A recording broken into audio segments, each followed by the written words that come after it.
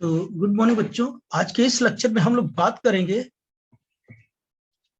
Cohesive energy of ionic crystal and modelling energy. Cohesive energy of ionic crystal के बारे में देखेंगे and modelling energy क्या होता है उसके बारे में देखेंगे। और इसी मॉडलिंग एनर्जी में एक कांस्टेंट आएगा अल्फा, जिसे हम लोग क्या बोलते हैं, मॉडलिंग कांस्टेंट कहते हैं। और ये मॉडलिंग ने दिया था, इसकी इस कांस्टेंट की वजह से ये जो न्यूमेरिक वैल्यू है होती है जो डायमेंशन लेस होती है, इसकी वजह से मॉडलिंग एनर्जी कुछ क्या कर जाती थी, इंक्रीज कर जाती थी। तो ये हम लोग क्या करेंगे, देखेंगे बारी बारी से। तो आइए देखते हैं आगे। तो यहां पर देखें, तो यहां पर मैंने लिखा cohesive energy of ionic crystal and modelling energy, दोनों को साथ ही प्रूव कर लेंगे हम लोग। तो ये कोहेसिव एनर्जी क्या होती है, किसी भी क्रिस्टल को कंस्टिट्यूएंट एटम में ब्रेक करने के लिए जो एनर्जी रिक्वायर्ड होती है उसी को हम लोग कोहेसिव एनर्जी कहते हैं। यानी कोई भी क्रिस्टल है, जैसे NaCl क्या है, एक साथ कंबाइंड है। आप जानते हैं पहले एटम था, ठीक है ना, अब इनको कंबाइंड कर दिए तो क्रिस्टल बन गया, ठीक है ना, क्रिस्टल बन गया। अब इस क्रिस्टल को अलग अलग करने के लिए जो एनर्जी की रिक्वायरमेंट होगी उसी को हम लोग क्या बोलेंगे, कोहेसिव एनर्जी। क्योंकि जो क्या होते हैं कि किसी क्रिस्टल के अंदर जो एटम्स क्या होते हैं, बंधे होते हैं, वो टाइटली बाउंड होते हैं। क्या होते हैं, वो टाइटली बाउंड होते हैं, तो बहुत ज्यादा अट्रैक्टिव फोर्स लगता है। अब इनको ब्रेक करने के लिए क्या करते हैं, बहुत ज्यादा एनर्जी की रिक्वायरमेंट होती है, ठीक है ना। तो ऐसे एनर्जी को क्या कहते हैं हम लोग, कोहेसिव एनर्जी कहते हैं।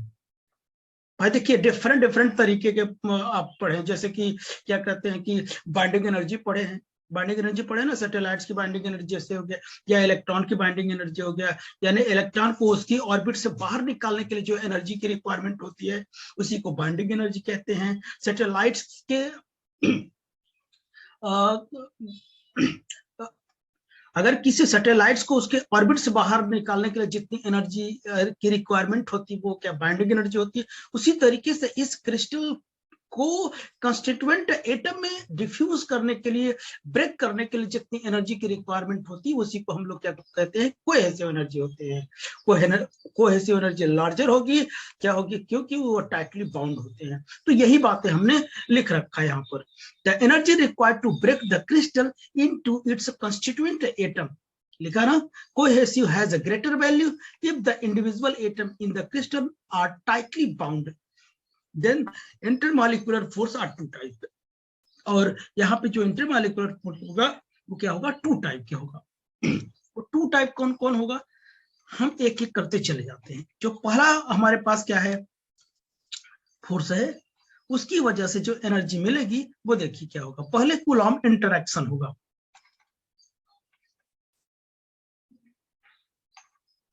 Coulomb interaction. पहला नंबर क्या है बच्चों, कूलॉम इंटरैक्शन है। कूलॉम इंटरैक्शन में हम क्या करते हैं कि पहले की बात करेंगे। इसमें दो टाइप का, ए नंबर की बात करते हैं, इसमें ए नंबर की बात करते हैं। कूलॉम अट्रैक्शन, इंटरैक्शन में दो आएगा, एक अट्रैक्शन आएगा, दूसरा रिपल्सन, ठीक है ना। Coulomb attraction potential energy, Coulomb attraction potential energy, ठीक है ना। तो यू अट्रैक्शन हम निकालें तो क्या निकालेंगे, अट्रैक्शन के लिए हम माइनस यूज करेंगे। अट्रैक्शन के लिए क्या करते हैं, माइनस यूज करते हैं। 1/4 pi epsilon Z1 Z2 Q square by R। आप जानते हैं अगर हमारे पास दो एटम है, इस पर चार्ज है Z1Q Z2Q। जैसे आप लोग क्या करते हैं, किसी एटम पे कहते हैं ना कि उस पर कितना चार्ज है, ZE ऐसे कहते हैं ना, ZE जितना भी हो सके इस टाइप का होता है। ये मतलब ये जेड क्या होता है, एटॉमिक नंबर को बताता है, ई नंबर इलेक्ट्रॉन। जैसे लिथियम है तो लिथियम पे कितना लिखोगे, यानी कितना लिखोगे, 3e लिखोगे कि नहीं, क्यों, Li3 होता है ना, 3 ये एटॉमिक नंबर हो गया। ये इलेक्ट्रॉन, कोई पूछे लिथियम पे क्या करते हैं कि उस पर जो चार्ज होगा क्या कहेंगे, 3e कहेंगे, यानी 3 × 1.6 × 10⁻19। समझ गए ना मेरी बात। इसी तरीके से एक एटम ये है, एक एटम ये है, ठीक। तो ये जनरल फॉर्मेट में मैंने लिखा, ठीक है ना। आप न्यूमेरिक वैल्यू में भी लिखिए, किताबों में ऐसे लिखा होता है, Z1 Z2 को मेंशन नहीं किया गया है, केवल E × E, केवल इलेक्ट्रॉन की बात किया गया है, ठीक है ना। तो अब जनरल फॉर्मेट में मैंने रख दिया, Z1 को 1 रख लो, Z1 Z2 को, और Q की जगह E रख देना आप, ठीक है ना, कोई दिक्कत नहीं है। जनरल फॉर्मेट बनाने से हमको किसी प्रकार के जो एटम हैं उनके लिए हम क्या कर सकते हैं, ये यूज कर सकते हैं, ठीक है ना।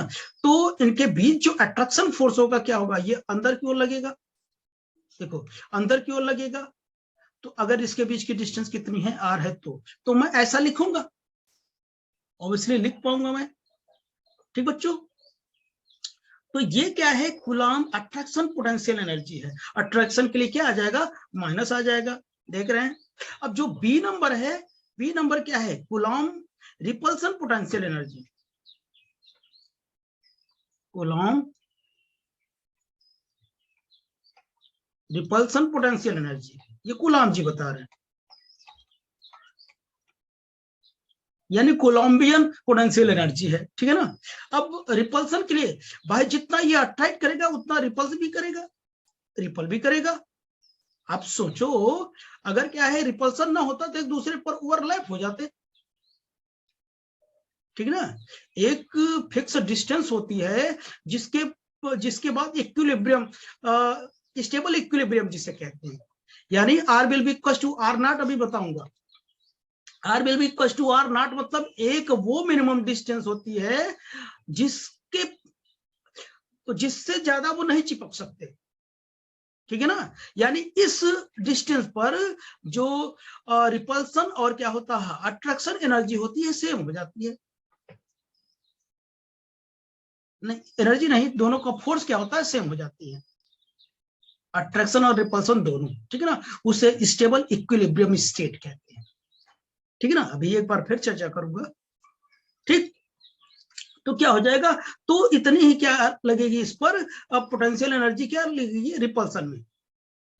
भाई जाहिर सी बात है, टू कंस्टिट्यूएंट एटम्स हैं, वो क्या करेंगे, वो अट्रैक्शन की वजह से पास रहेंगे, लेकिन अब क्या करेंगे, इनकी कुछ अपनी भी एनर्जी होगी जो इसको रिपल करेंगे, ताकि एक दूसरे से क्या होंगे, ओवरलैप ना हो पाए, ठीक है ना।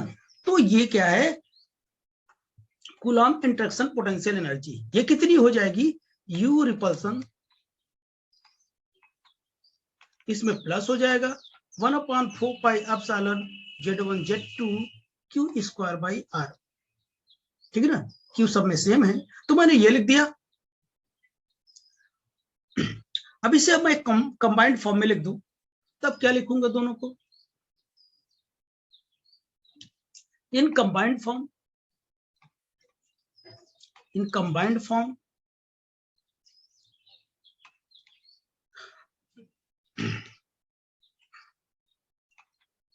द कूलम्ब पोटेंशियल एनर्जी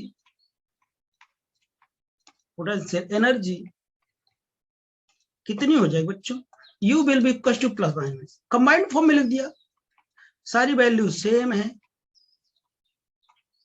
तो मैं ऐसे लिख सकता हूं, कोई दिक्कत।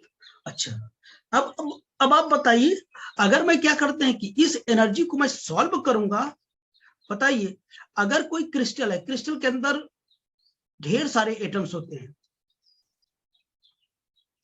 ठीक है ना, ढेर सारे एटम हैं, इन सबको ऐड करने के लिए कुछ ना कुछ कांस्टेंट तो आएगा, कुछ ना कुछ न्यूमेरिक वैल्यू तो आएगी, न्यूमेरिक वैल्यू तो आएगी या कांस्टेंट तो आएगी, ठीक है ना। तो यहां पर मैंने क्या किया, उस कांस्टेंट का नाम दिया, मैं प्लस अल्फा नाम दिया, उस कांस्टेंट का नाम मैंने क्या दिया, अल्फा दिया। ये मैंने नहीं दिया, ये मॉडुलंग ने दिया, ये मॉडुलंग एक्सपेरिमेंट कर रहे हैं, ठीक बच्चों, मॉडलिंग कह रहे हैं। और इसी कांस्टेंट भाई, सबको जितने भी एटम है सबको ऐड करोगे तो क्या मिलेगा, कुछ ना कुछ कांस्टेंट आएगी। जैसे आप याद करो, जब हम क्या करते हैं कि जब मैं फोर्स में कैलकुलेट कर रहा था किसी कॉर्नर पर, तो कुछ वैल्यू आई थी 1/4 बाहर, ये √2+1 टाइप का आया था। ये कुछ न्यूमेरिक वैल्यू आती है, ये बाद में सब पता चल जाएगा। जब मॉडलिंग कांस्टेंट कैलकुलेट करूंगा तब दिखाऊंगा कि ये एक्स्ट्रा कैसे आता है। तो सभी एटम को ऐड करने से क्या होता है, कुछ ना कुछ कांस्टेंट वैल्यू आएगी। उसी कांस्टेंट वैल्यू को क्या बोलते हैं, इस कांस्टेंट वैल्यू को मॉडलिंग कांस्टेंट कहते हैं। इसे मॉडलिंग कांस्टेंट कहते हैं। ये यूनिटलेस एंड डायमेंशनलेस होती है। ये क्या होती है, डायमेंशनलेस होती है, क्योंकि ये जस्ट एक क्या है, नंबर होता है।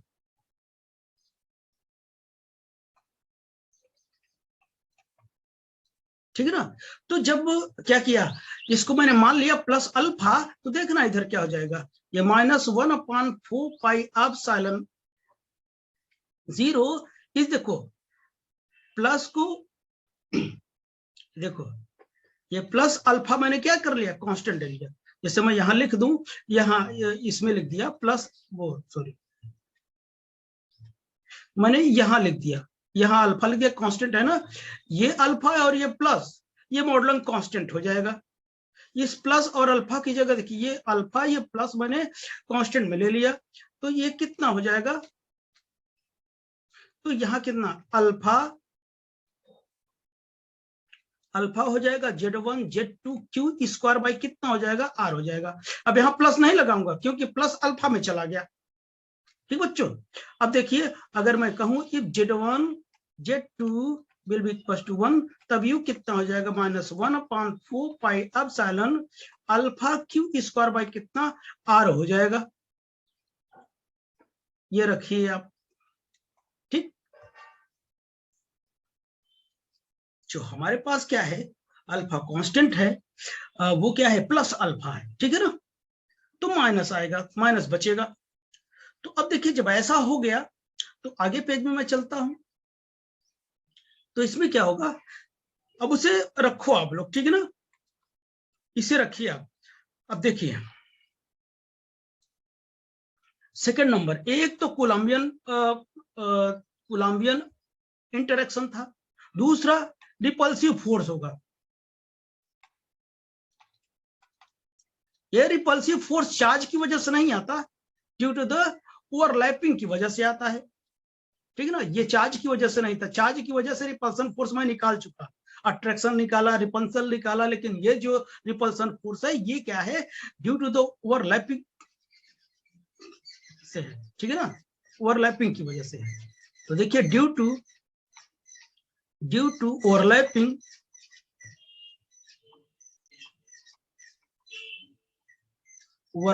Of electronic sales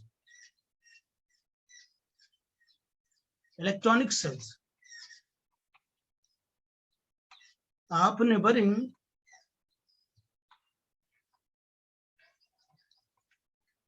neighboring atoms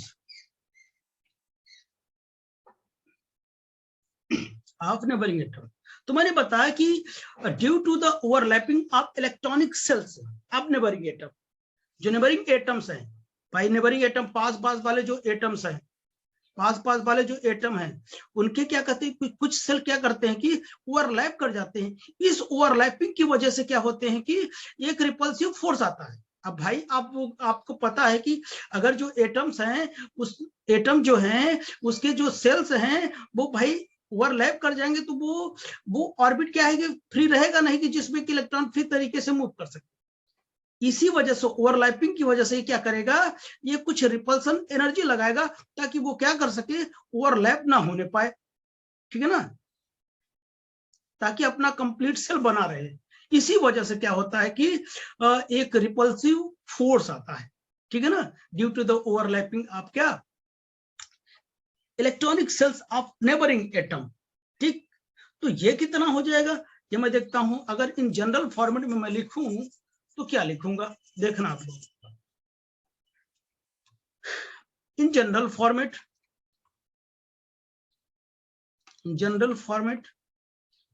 या इन जनरल ऐसे लिखूं, in general the repulsive energy,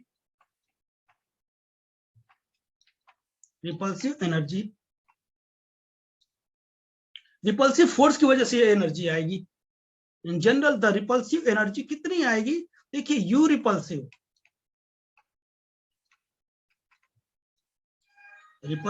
कितना हो जाएगा बच्चों, देखना जनरल फॉर्मेट में मैं लिखूंगा,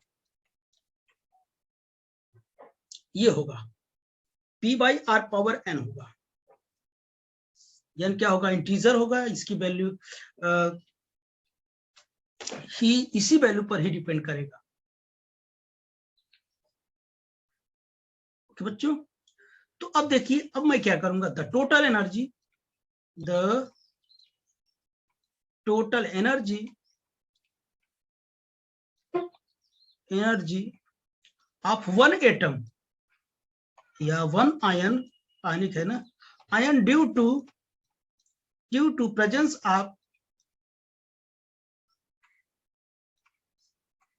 ऑफ ऑल अदर आयंस की वजह से। देखिए द टोटल एनर्जी ऑफ, जैसे कि मैंने क्या, total energy of one ion due to the presence of other, और भी आयंस होंगे ना, उन आयन की वजह से इस आयन पर क्या है, जितनी क्या होगी एनर्जी लगेगी, ठीक है ना, जितनी एनर्जी इस पर लगेगी वो कितना होगा, बात समझ रहे हैं ना। कह रहा है कि किसी एक पर due to the all other ion की वजह से किसी एक आयन पर जो टोटल एनर्जी होगी वो कितनी होगी, वो मैं लिख रहा हूं। इसे मैंने लिखा U dash will be equals to minus alpha Q square 4πε0 R plus P/R⁴ कितना हो जाएगा, n हो जाएगा। अभी आपने ये निकाला, यहां पर आपने ये निकाला, ये वाली एनर्जी, ये एनर्जी हो गया प्लस ये एनर्जी हो गया, टोटल एनर्जी मैंने ये लिख दिया, किसी एक आयन पर due to the all of the other ion के कारण इस पर जो टोटल एनर्जी होगी ये आएगी। इसी तरीके से आप बताइए, जैसे एक आयन पर टोटल एनर्जी लग रही है, इसी तरीके से यन आयन जो होंगे उन पर भी दूसरों की वजह से टोटल फोर्स तो कार्य करता होगा ना। तो बताइए, टोटल एनर्जी केवल एक के कारण था, total energy of one ion due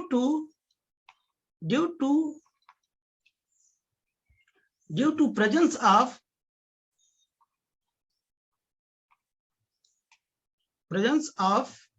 all other.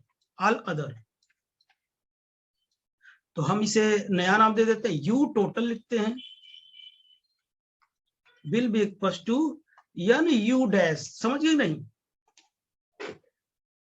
एक के लिए यू डैश था, यन एटम के लिए, यन आयन के लिए कितना था, यन यू डैश, समझ गए मेरी बात। तो यू टोटल आपके पास ये पता है तो मैं रख देता हूं, यन लिखा, और this is minus alpha Q square by 4πε0 plus P/R⁴n, ये इक्वेशन नंबर फर्स्ट हो गया। ये काम देगा, ये नहीं भूलना, क्योंकि इसी इक्वेशन में मैं क्या करूंगा, वैल्यू पुट करूंगा। ये टोटल एनर्जी आ गई, ये टोटल एनर्जी आ गई। अभी कोहेसिव एनर्जी नहीं आई, ठीक है ना। अभी और मैं क्या करता हूं, काम करता हूं इस पर, ठीक। तो यहां तक मैंने करवा चुका था, ठीक है ना। तो आइए चलिए हम लोग आगे बात करते हैं। तो अब क्या करना है, at the equilibrium, at the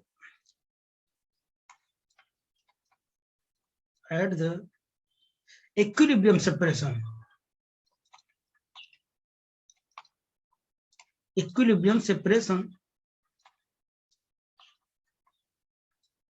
या स्टेबल इक्विलिब्रियम भी कह सकते हैं, ठीक है ना।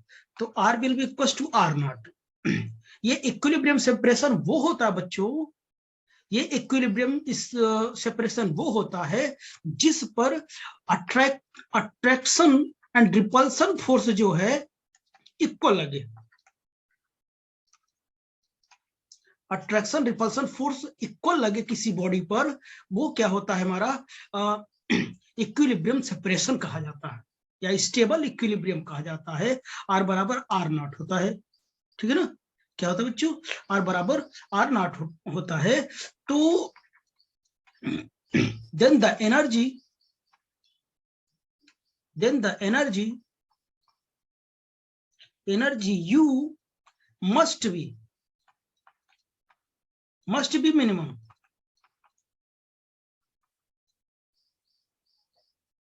जब क्या होगा, ये इक्विलिब्रियम सेपरेशन पे क्या होता है, R will be equal to R nought पे, जो क्या होगा हमारा एनर्जी क्या होगा, मिनिमम होगा। ऑब्वियसली अगर किसी ऑब्जेक्ट पर क्या अट्रैक्शन और रिपल्सिव फोर्स क्या कर रहे हैं, इक्वल लग रहे हैं, तो बताइए मिनिमम एनर्जी क्या होगा, मिनिमम होगा। और मिनिमम की कंडीशन आप जानते हैं, अगर मिनिमम की कंडीशन जानते हो तो आप जानते हो उसी एनर्जी का हम क्या करते हैं, डिफ्रेंशिएट अगर कर दें, अगर वो जीरो के इक्वल आ जाए तो वो क्या होता है बताइए, वो मिनिमम की कंडीशन होती है। आपने मैक्सिमा एंड मिनिमा निकाले होंगे। मैक्सिमम मिनिमम के लिए क्या करना पड़ता था, फर्स्ट डेरिवेटिव को जीरो करना पड़ता था, याद आ रहा है। तो इसी तरीके से हम भी करेंगे। It means du by del R will be equal to कितना, जीरो। कब, at R will be equal to R nought पर, इतना हो जाएगा। तो जब ये हो जाएगा तो चलिए ये जो यू टोटल है इसको हम क्या करते हैं, डिफ्रेंशिएट करते हैं ना, from above equation first equation पर हम क्या करते हैं, इसको यूज करते हैं। तो कितना होगा, डेल यू टोटल, या टोटल ही है, यहाँ पर टोटल ही है, ठीक है ना। डेल यू टोटल बाय कितना हो जाएगा, डेल आर हो जाएगा, ब्रैकेट बंद किया, R will be equal to R nought पर। अब इसको हम क्या करेंगे, डिफरेंशिएट करेंगे आर के रिस्पेक्ट में। तो देखिए जब ये ऊपर जाएगा क्या हो जाएगा, ऊपर जाएगा आर माइनस हो जाएगा। जब इसका डिफरेंशिएट कर दूंगा तो ये माइनस इधर आएगा, और ये क्या हो जाएगा, स्क्वायर हो जाएगा, ठीक है ना। समझ गया ना। तो माइनस माइनस कितना हो जाएगा, प्लस हो जाएगा। यानी यार मैंने बाहर रखा, ब्रैकेट में लिखा plus alpha Q square by 4 pi epsilon nought into R square, और साथ में आर नॉट भी रखता क्योंकि R will be equal to R nought रखना है। अब माइनस क्या होगा, यहाँ पे क्या करूंगा, ये ऊपर आएगा, ठीक है ना। जब ये ऊपर आ जाएगा आर माइनस एन, इसका करूंगा minus N R power N minus 1, ऐसा हो जाएगा कुछ, ठीक है ना। तो अब देखना, तो मैंने क्या किया इसमें, तो एन हो गया, बी हो गया, डिवाइडेड बाय, यही नीचे लिखूंगा, आर की जगह आर नॉट हो जाएगा, मैं कॉमन लूंगा, माइनस एन प्लस 1 हो जाएगा, आर पर ये नीचे ले जाऊंगा तो एन प्लस 1 हो जाएगा। तो ये कितना हो जाएगा, आवाज आ रही बच्चों, बंद करें। दीक्षित, वैशाली,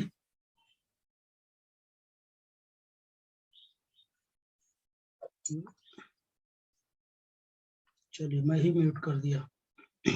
तो देखिए इधर, तो मैं क्या करूंगा, ये इक्वल कितना होगा, जीरो होगा, ये वही जीरो है, ठीक है ना। इधर इक्वल जीरो कर दिया मैंने, ये बात समझ में आई, बस जस्ट डिफ्रेंसिएशन था बस, ठीक।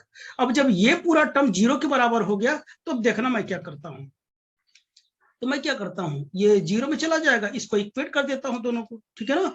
तो चलिए नेक्स्ट पेज पे देखता हूं, तो कितना आएगा, alpha Q square by 4 pi epsilon 0 R nought square will be equal to N B divided by R nought power N plus 1, इतना हो जाएगा।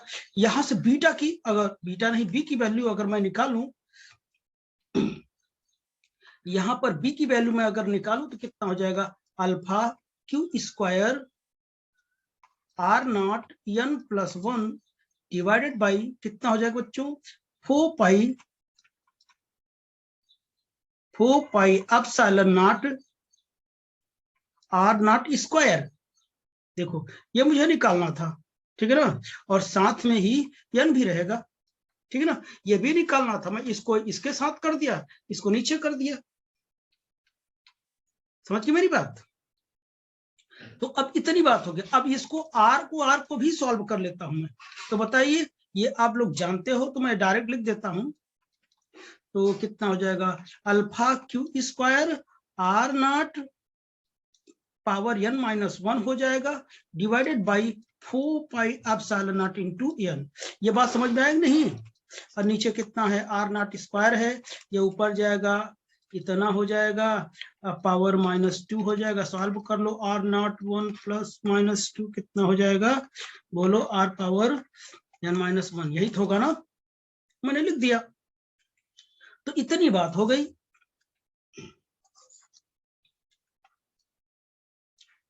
ओके बच्चों, तो ये रही हमारी बी की वैल्यू। ये बी की वैल्यू, ये हमारी जो कांस्टेंट वैल्यू आई थी बी की,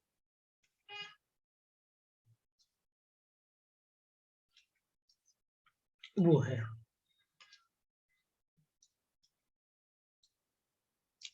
तो ये आई बी की वैल्यू। ओके बच्चों, अब ये बी की वैल्यू मुझे मिल गई, देखते रहो। अब इस बी की वैल्यू उठा के इक्वेशन नंबर फर्स्ट में पुट करूंगा। अभी ये जो मैंने निकाला यहां पे पुट करूंगा, ठीक है ना। तो देखना, द वैल्यू ऑफ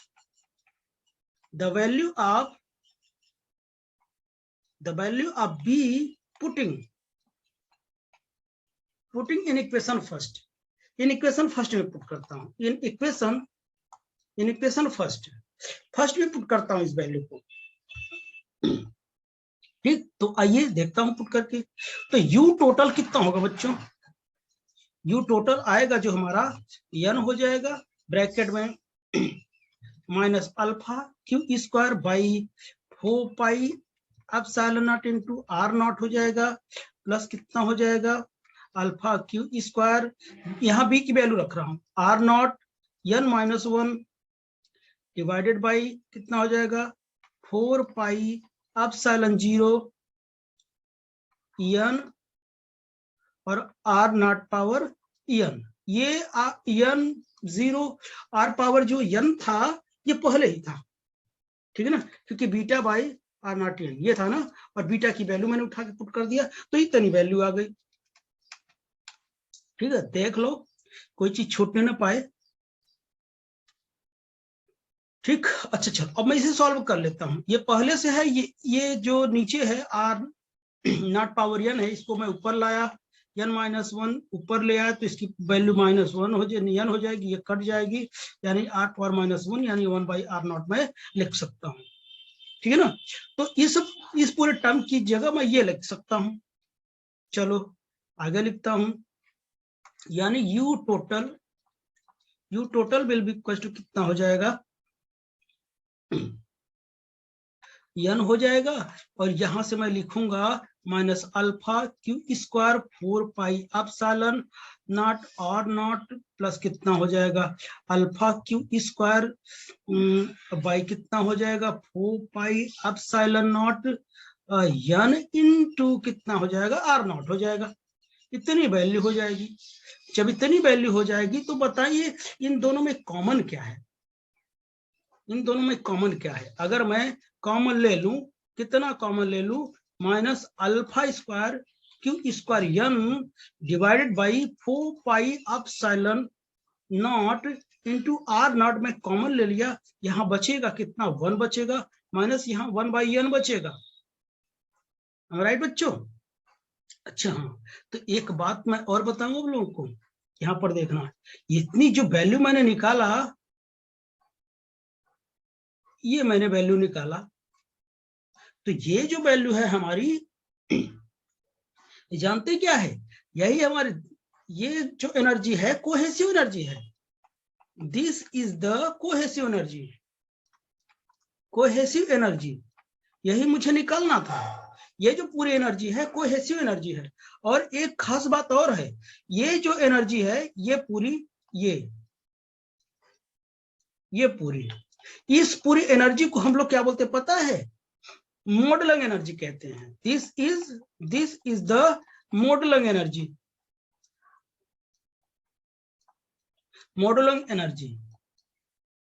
ठीक, ये मॉडलिंग एनर्जी होती है। तो अगर ये मॉडलिंग एनर्जी है तो इसे मैं अलग से लिख सकता हूं, इसे लिख सकता हूं मैं UM, यू मतलब Madelung energy will be equal to minus alpha Q square N by 4 pi epsilon nought into कितना R0। तो ये जो वैल्यू आई हमारी, ये क्या हो गया, मॉडलिंग एनर्जी हो गई।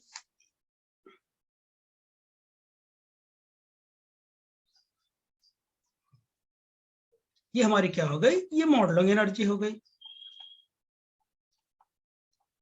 मॉडलिंग एनर्जी हो जाएगी। बात समझ में आई? यानी इसका मतलब ये है कि अगर आपको एक्सप्रेशन तैयार करना है, अगर कोहेसिव एनर्जी की बात करें तो इतना निकालना पड़ेगा, अगर मॉडलिंग एनर्जी की बात करें तो भी इतना निकालना पड़ेगा, ठीक है ना। तो चाहे कोहेसिव एनर्जी निकालना हो, चाहे मॉडलिंग एनर्जी निकालना हो, इतना पूरा आपको करना होगा। ठीक, आप देख लीजिए। चलिए कुछ नोट पॉइंट्स लिखता हूं,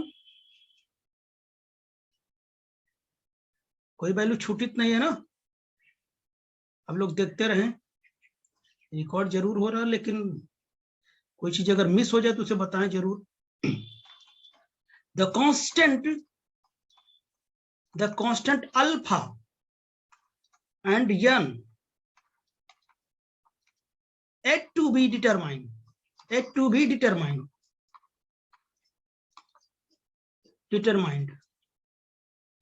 अल्फा और n की वैल्यू भी हम क्या करेंगे, अलग से डिटरमाइन करेंगे।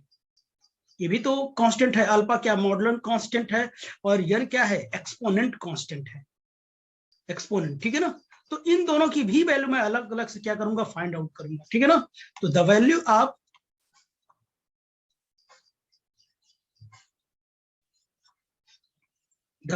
ऑफ मॉडलिंग कांस्टेंट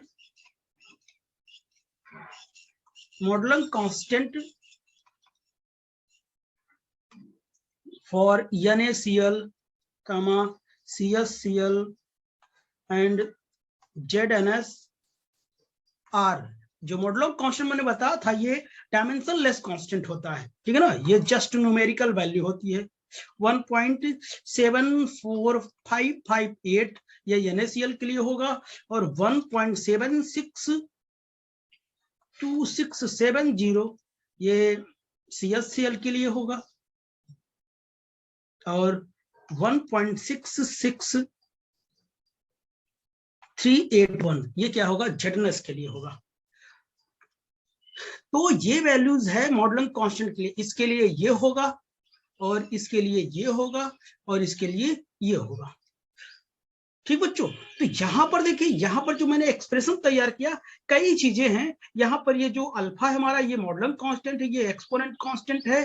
तो इन दोनों की वैल्यू भी हम कैलकुलेट करेंगे, तब हमारी क्या होगी, कोहेसिव एनर्जी, और क्या कहते हैं कि मॉडलिंग एनर्जी क्या हो जाएगी, कंप्लीट हो जाएगा। अभी इनकम्प्लीट है, क्योंकि ये जो कांस्टेंट अल्फा है और ये n है, इसकी भी वैल्यू हमें डिटरमाइन करनी है।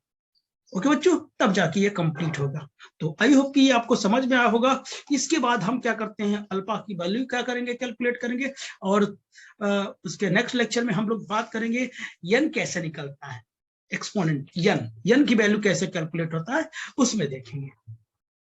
ओके बच्चों, तो चलिए हम नेक्स्ट लेक्चर की बात करते हैं, और उसमें देखते हैं कि ये जो मॉडलिंग कांस्टेंट अल्फा है, उसकी वैल्यू कैसे हम कैलकुलेट करेंगे। इस अल्फा कांस्टेंट की वजह से जो एनर्जी होती थी, कुछ न कुछ इसकी क्या कर जाती है, बढ़ जाती है, ठीक है ना। वो वैल्यू कितनी आती है वो हम देखेंगे, वो भी 2 मेथड से देखेंगे। ओके।